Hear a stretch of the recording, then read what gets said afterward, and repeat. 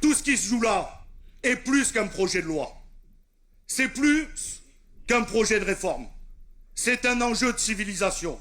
C'est deux conceptions de la vie, du travail qui s'affrontent.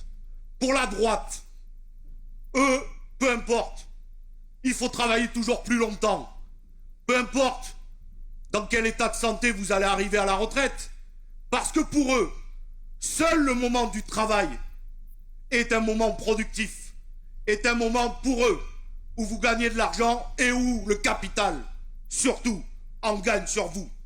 Et donc, ils commenceront par vous dire 64.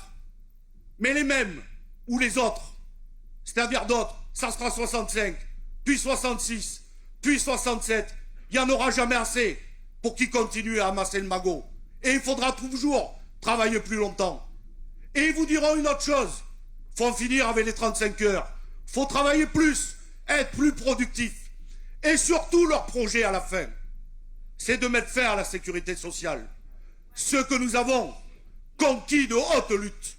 Parce que le bout du bout, c'est que les 346 milliards de cotisations sociales qui échappent chaque année aux mains du capital, pour le capital lui-même, et pour Macron et ses serviteurs, c'est insupportable, ce salaire socialisé, ce salaire continué comme le rêvait Ambroise Croizat.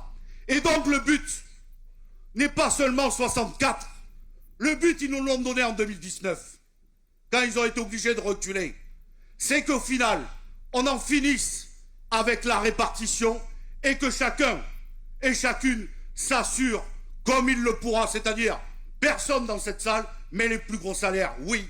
Et ils remettront la main sur ces 346 milliards de cotisations pour les livrer à BlackRock et consorts. Et nous avons une autre conception de la vie. Il y a la vie, la jeunesse, la formation, le travail, source d'émancipation, de lien social, mais source aussi de beaucoup de souffrances psychiques et physiques. Beaucoup de métiers sont difficiles. Je me balade un peu partout, dans des usines en grève, voir des services publics délabrés, ou partout. Et chacun et chacune me dit, tu sais, on a la mal, on perd le sens de notre travail. Ce sont les Sanofi qui me disaient ça. Nous, on était fiers de rentrer à Sanofi il y a 30 ans. On participait à soigner les gens. Aujourd'hui, on participe à gaver les actionnaires. Il y en a d'autres, à l'hôpital. Ils me disent, vous savez, quand il y a des reportages où on dit qu'on maltraite les gens, c'est vrai. On est maltraités, nous, et on maltraite les gens. Ouais, je finis. Et je dis ça parce que nous voulons un temps libéré.